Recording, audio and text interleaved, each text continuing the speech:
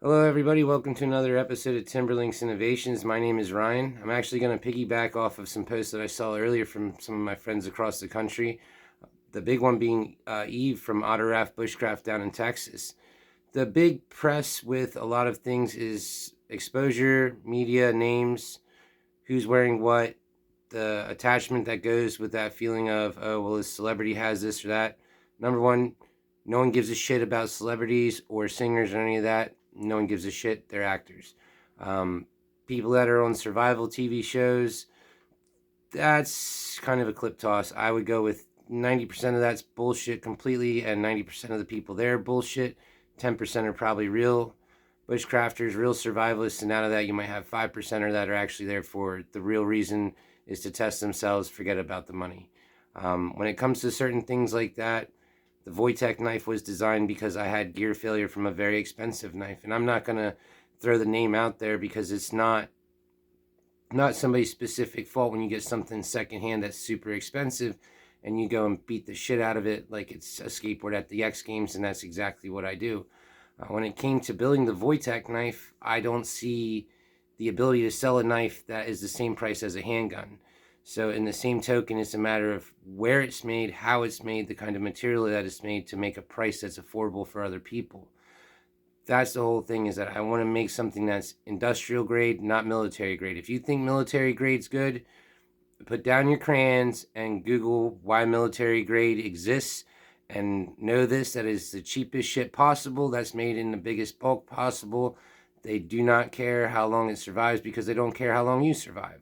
So take that for what it's worth.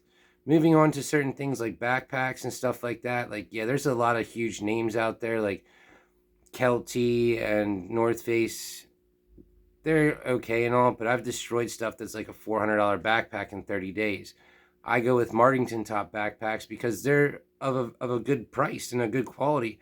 $120 for a 75 to 80 liter backpack that's lasted me 4 years in every condition possible, rolling around in the trunk of a car, dropping it off the roof of my SUV and watching it roll down over a stone path. Like, this stuff survives because we go out and test it and we beat the shit out of it to make sure it does. I would never invest $500 in a backpack and then go have to invest in all the things that have to go in it. That doesn't make sense. But what makes sense to me is to buy a $120 backpack and then use the other $380 that you could spend on the backpack to put quality gear into it. Because let's face it, not all of us are made out of money, and I don't drive a Ferrari, and I live in a single wide trailer. So financially, it doesn't make sense to me to own something of a Ferrari price tag when I need something that is as rugged as a Jeep and is going to last. It doesn't need to look pretty. It just needs to survive all the conditions possible.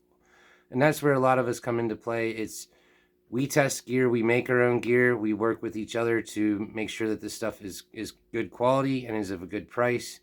And do not get swayed by other people, their celebrity status, or who the hell they are. Not even myself.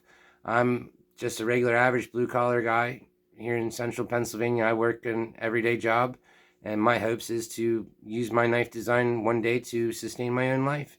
And that's basically my own plan. Beyond that, I will not endorse other people that I do not feel morally aligned with, and I certainly will not endorse gear that I have not tested for at least 6 weeks or to the point of failure to understand how much it can take. I would never do something like that. And there are people that go out there and go, well, so and so has this and this is great, so let's follow that philosophy. Make the decisions for yourself. Find people of quality that have gone out and they have tested this gear. Find everyday people that are not some big name person to find out their story. So with that being said, make good gear choices. See you in the next episode.